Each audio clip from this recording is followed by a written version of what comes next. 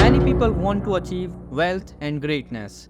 This is a topic that has certainly received more than its fair share of attention over the centuries, and it will continue to do so long after the publication of this work. However, the answer to how to achieve wealth and greatness is surprisingly simple. But many people may not like the message. Achieving wealth and greatness can be distilled down to helping others. Find a way to serve many people. Simply state, this is what leads to great wealth, great power, and great influence. One of John F. Kennedy's more famous statements was, don't ask what your country can do for you, but what you can do for your country. This quote encapsulates what one needs to do to achieve greatness and financial independence.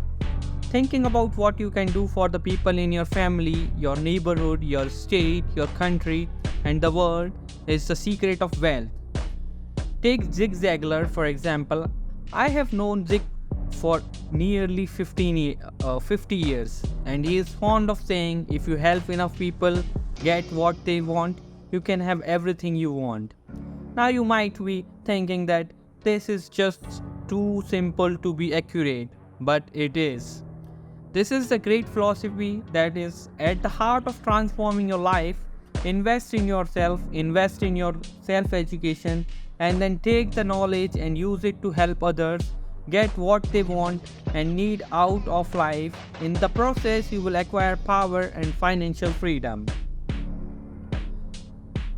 The world is currently at an ordinary level of change. All one has to do is look at the metamorphosis that is occurring in China. China now has 235,000 millionaires. And guess what? Guess where the new billionaires are coming from? India. These are nothing short of extraordinary time. An unparalleled opportunity exists in every country around the world.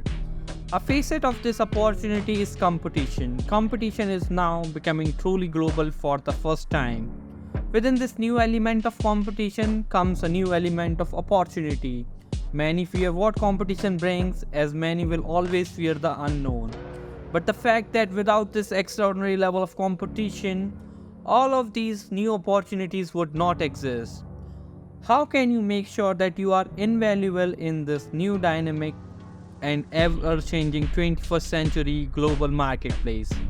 First, make certain that you have more than one skill. Look at the US auto industry over the last 15 to 20 years. Car manufacturers shut down plants and laid off workers at nearly regular intervals. Those without numerous skill lack the flexibility to compete. In short, the phenomena of a specialist who worked in the same field and in the same way from the age of 21 to 65 is now a rarity. A variety of skill means that you are more flexible and can adapt to the whim of changing and evolving marketplace. After all, that which does not evolve, does not prosper, and does not survive. By having numerous skills, you are greatly increasing your value and worth in an ever-changing marketplace. Further, with such a dynamic workplace destined to become the norm, you should strive to keep your current skills sharp and periodically develop new ones. This will give you an important edge and one that will help safeguard against obsolescence. All of this information intimately ties into why I became rich around the age of 31. Soon after I found myself unable to buy that box of Girl Scout cookies, I began investing in myself. That means learning additional skill. I wrote down the skills that I had at my disposal at the time, and they were fairly limited. I reflected on my upbringing on a farm in Idaho. I certainly could milk a cow, but well, let's just say that didn't pay very well. I knew I need to know more in order to be more and earn more. Here is one example of how I diversified my skill set. Believe it or not, I began teaching capitalism in Russia. Once communism has disappeared, I realized there was a real vacuum in the former Soviet Union. Soon I found that my skill in teaching capitalism were of value in Russia. In the last 12 years, for example, I have been to Russia 5 times, helping people make the transition from a centrally planned economy to a capitalist one. One of the key lessons that I taught my students is that poor people and rich people have wildly different philosophies. For example, here's the philosophy that ensures poverty: spend your money and invest what is left. The bottom line is that this strategy will make you poor. On the flip side, here's the philosophy that will make you rich: invest your money and spend what is left. You can have the same amount of money, but thanks to a difference in philosophy, you can achieve dramatical different results. Making money begin Making money begins with having the right philosophy, but there are other steps as well, such as finding your customer and selling them something that you believe in it. In my case, it was a nutritional product. Secondly, learn how to find good people. A business needs good people behind it. You can't do everything. I took my inspiration from Bible on this one. Biblical lesson that always stood out in my mind was that if you search, you can find good people, but you have to be committed to searching. Taking the time and effort to search for good people will yield reward of finding quality people. This sounds simple enough, but it's a point that many wouldn't have would be entrepreneurs and employers often overlook. At this stage, you will have three things. The first will be your skill. This skill will enable you to help people improve their lives.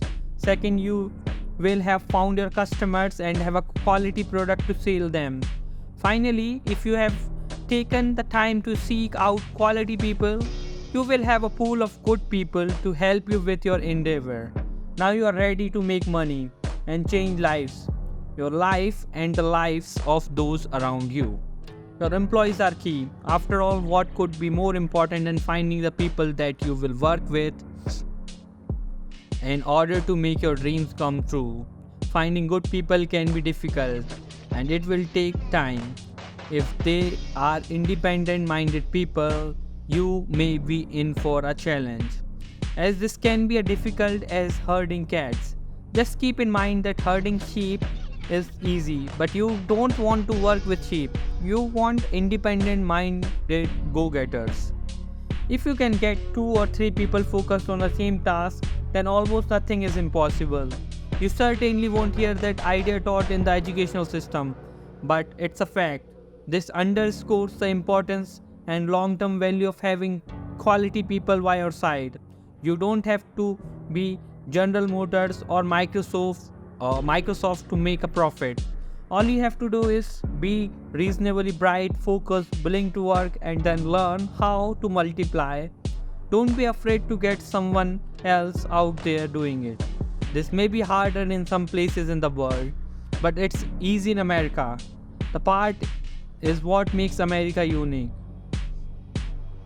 Whatever you set your sight on, if you are the one doing it, you can make a living, perhaps even a good living. However, you want more than a good living, or you probably wouldn't be reading this book. Get someone else to do the work, and it's the beginning of fortune, pure and simple. Then show someone else how to get rich, show someone else how to earn money, how to sell stuff, and how to recruit. You will be amazed just how good this can make you feel, knowing that you have empowered another person to live his or her own dreams is unlike any other feeling. With the philosophy of performance productivity, there is never-ending cycle of benefits and reward, and there is enough for everyone.